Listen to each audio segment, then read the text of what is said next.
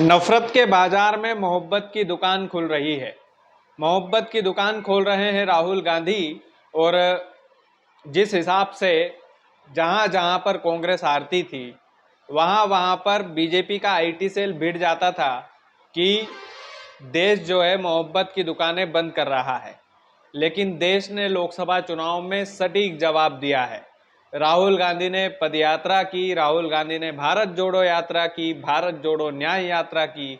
लेकिन उसके बाद जब नेता प्रतिपक्ष बने तो फिर मोहब्बत की दुकान खोलने में राहुल गांधी एक बार फिर से लग गए। स्मृति ईरानी के लिए जो मोहब्बत बरसाई है राहुल गांधी ने, वो आप सभी को सुनना चाहिए। दरअसल राहुल गांधी ने एक ट्वीट जो है स्मृति ईरानी के लिए किया है और उस ट्वीट के राजनीतिक मायने क्या है वो भी हम इस वीडियो में समझेंगे।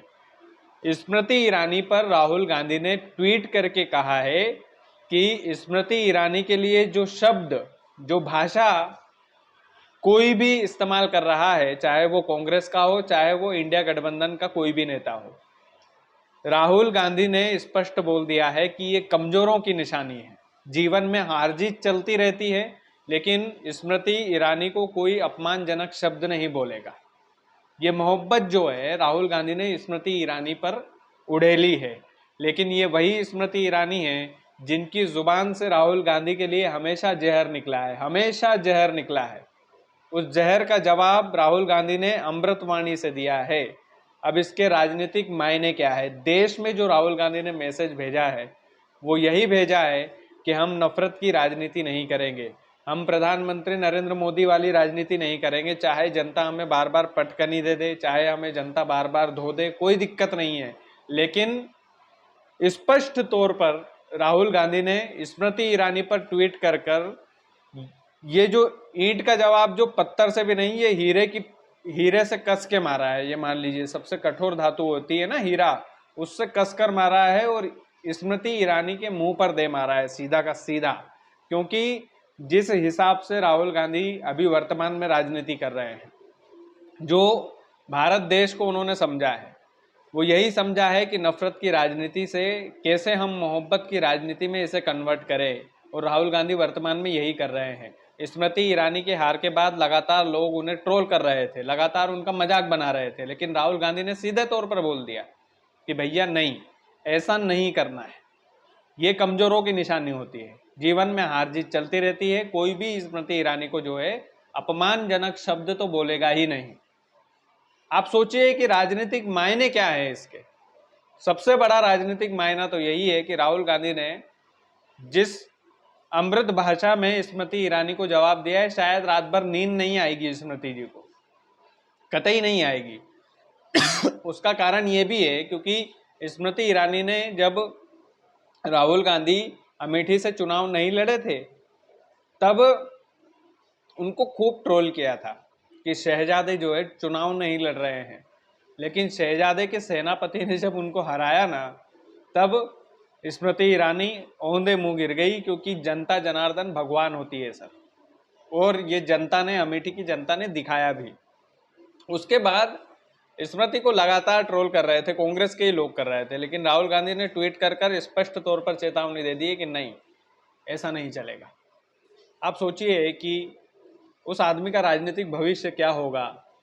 आप सोचिए कि इतनी हार के बाद प्रशांत किशोर जब आपकी अदालत में आए थे कि जितनी हार राहुल गांधी ने देखी है, अगर उतनी हार प्रधानमंत्री मोदी देख ले तो ये मुंह नहीं दिखाए जनता को। लेकिन जनता के बीच में लगातार हार का सामना करने के बाद जिस तरह से मोहब्बत की बात करता है ये बंदा, वाकई में मोहब्बत तो इससे बनती है। आप मुझे पत्रकार कहें, यूट्यूबर कहें, जो भी कहें, लेकिन एक बात, ईमानदारी की बात यही है कि राहुल गांधी ने जो प्यार बरसाया है स्मृति ईरानी के लिए, वो हमेशा अमेठी के लोगों के मन में तो जगह करेगा ही है, हिंदुस्तान के लोगों के मन में भी, दिल में भी जगह बना लेगा ये। और ये जो उन्होंने शब्द बोले हैं, ये उन्होंने ये मानिए कि ये ईंट का जवाब पत्थर से नहीं, हीरे से ही दिया है।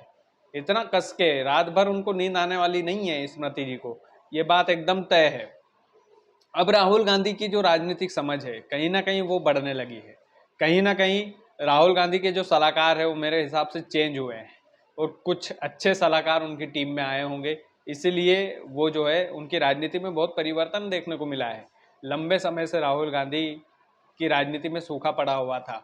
भाजपा वाले उनकी पप्पू वाली छवि बना रहे थे। टीवी चैनलों में प्रधानमंत्री नरेंद्र मोदी बोल रहे थे कि कौन राहुल, लेकिन उन्हीं राहुल से नेता प्रतिपक्ष के रूप में हाथ मिलाना पड़ता है।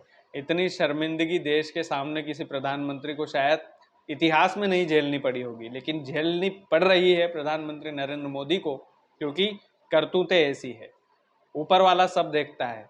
जिसको आपने पप्पू बनाने की कोशिश की थी वो सुपरस्टार है आज देश के सामने, और हो सकता है कि आने वाले समय का प्रधानमंत्री भी हो।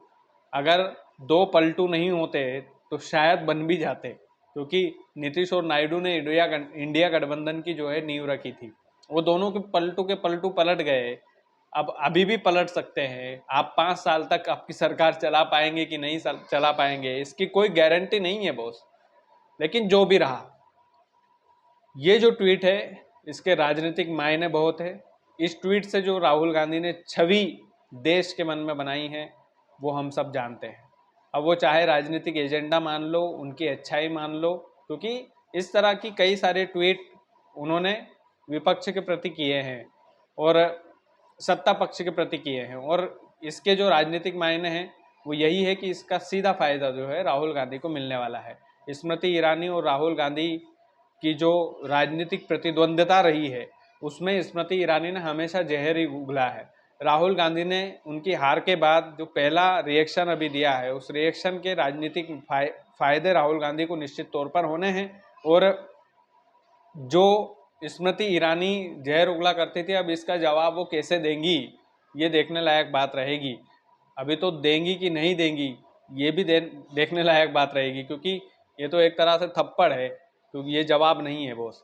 और राहुल गांधी की जो राजनीतिक समझ है, मैं बार बार यही बोल रहा हूँ कि जिस तरीके से इन्होंने लताड़ा है, ये लताड़ा नहीं बोलूँगा, ये मोहब्बत से लताड़ा है। जो मोहब्बत की शटर राहुल गांधी खोलने निकले हैं देश में, उसका असर धीरे धीरे उनके राजनीतिक जीवन में भी देखने को मिल रहा है।